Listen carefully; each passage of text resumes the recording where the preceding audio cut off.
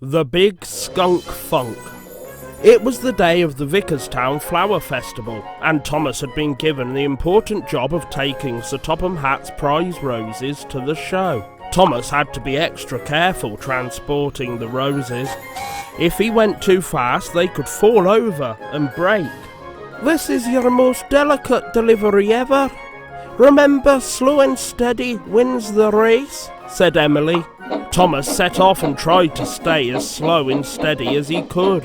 Thomas soon grew frustrated with going so slow, and he tried to speed up. The faster he got, the more the roses wobbled around. He was so distracted by the roses wobbling, he didn't see a skunk on the tracks. Thomas stopped just in time, but the skunk was very annoyed. It squirted its smelly odour right at Thomas. Now he was super smelly. "Oh no, I've been skunked," groaned Thomas. Thomas rushed off to see if Sandy could clean him up. "I'm going to have to build a new and improved train wash. It should be ready by this afternoon," smiled Sandy.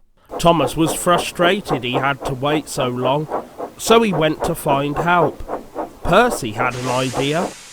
"Sandy's good for getting oil off engines. Maybe it will get the smell off you," he said. Percy and Thomas found a big pile of sand, and Thomas went to the top. "Okay, here goes," said Thomas. He slid all the way down the pile and got very sandy, but the smell didn't go away. Thomas felt bad that he couldn't deliver the roses while he was so smelly. A little way down the track, he met Kana. "I've let Sir Topham down. Maybe I don't deserve the number one on my side," said Thomas. "Being number one doesn't mean getting the job done fast. It means getting the job done well, even if it stinks along the way," replied Kana. Thomas decided to wait until Sandy's new wash was ready. "Your flower delivery inspired me to add something extra. Strawberry-scented soap," said Sandy. Now Thomas could deliver the roses without being smelly. At Vickerstown, Sir Topham Hatt was waiting for Thomas. He was very pleased to see his roses had arrived safely.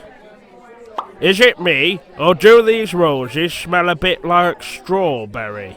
said Sir Topham Hatt. Here's Thomas. "Hello, Thomas." The faster Thomas goes, the more steam he makes. Judging by all the steam in this picture, Thomas must be travelling very fast indeed. Can you help to count all the puffs of steam coming from Thomas's funnel? Excellent. Let's count. 1, 2, 3, 4, 5, 6. Wow, that's a lot of steam.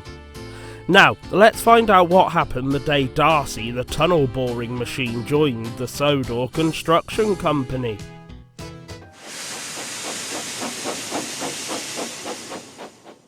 First day on Sodor. Early one morning, Nia was at the docks waiting to collect a very special new engine. "Wow, it's the first time I've seen a vehicle like you," said Nia in astonishment. The vehicle she was looking at was Darcy, a tunnel boring machine. "And it's the first time I've been to Sodor," smiled Darcy as Cranky placed her on Nia's flatbed. "What is it you do?" asked Nia. "I dig tunnels," replied Darcy excitedly. Darcy was nervous and excited to be on Sodor. "Don't worry, everyone is friendly," said Nia. Darcy was so pleased to hear that, she waved her drill around and nearly scratched James. "Watch it!" shouted James. The rest of the Sodor construction company were confused when they saw Darcy. They didn't think they needed a tunnel boring machine. Alfie and Oliver thought they could drill any tunnels with their jackhammers, but the ground was too hard for them. Darcy was keen to help. "I can show you how I drill it if you like," said Darcy. She waved her drill around and smashed some crates by mistake. "This isn't what I wanted my first day to be like," said Darcy sadly. She felt like she wasn't wanted on Sodor. Alfie and Oliver kept trying to drill the tunnel, but they couldn't manage it. Finally, it was Darcy's turn to show everyone what she could do. "Aim and drill!" shouted Darcy, as she tunnelled into the rock. The other vehicles were amazed by her tunnelling. "You were awesome," smiled Alfie and Oliver. "Nia was right, you are really friendly," said Darcy. She was very happy to be on Sodor.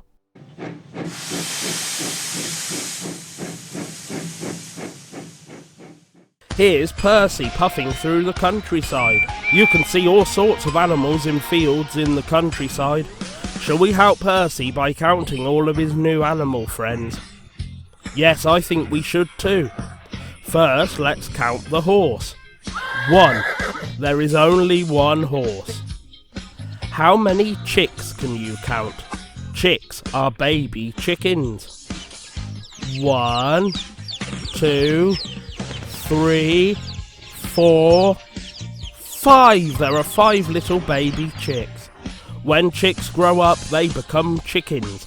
So let's count the chickens next. 1, 2, 3. There are 3 fully grown chickens.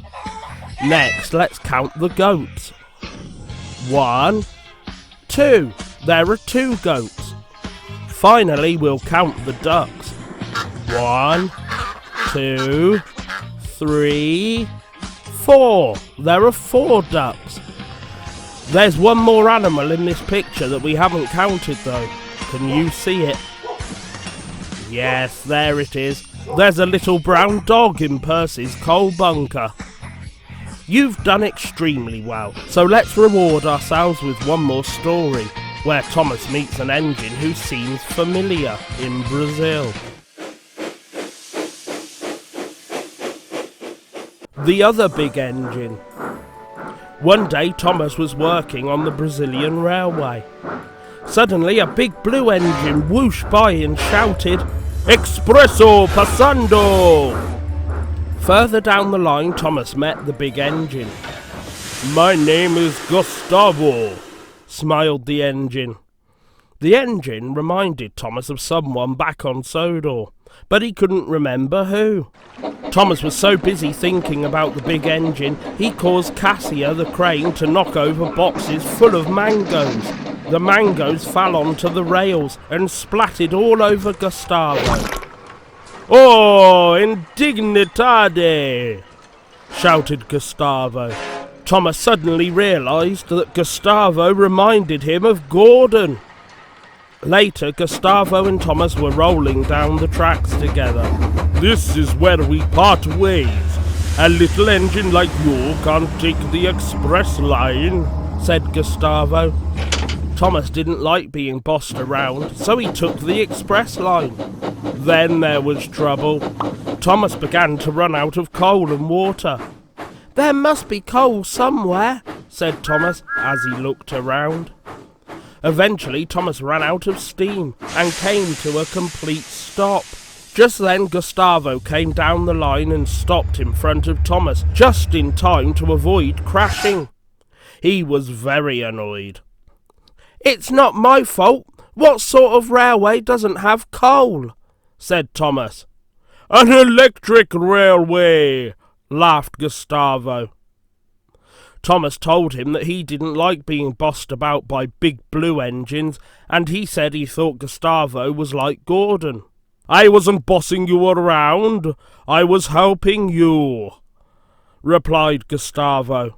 Thomas was sorry he hadn't listened, and Gustavo pushed him back to the station. As they went along, Gustavo said, "Tell me all about your friend Gordon." Thomas laughed and started to tell his new friend all about Sodor's big blue engine. Night-night. Were you paying attention during the last 2 stories, because we're about to take a quiz? Question 1.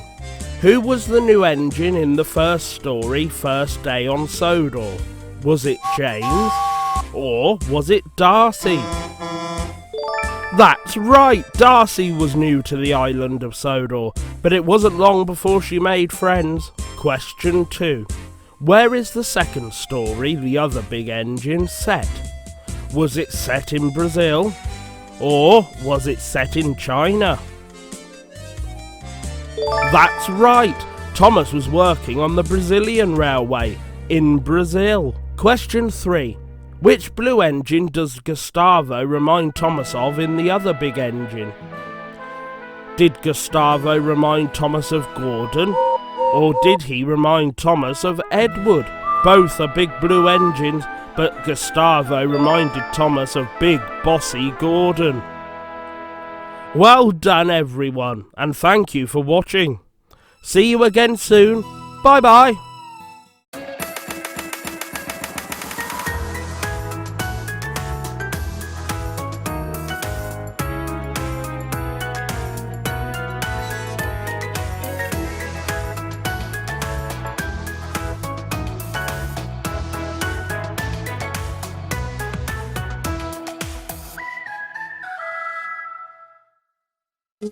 If you liked what you heard, please consider leaving a like below as well as commenting and subscribing.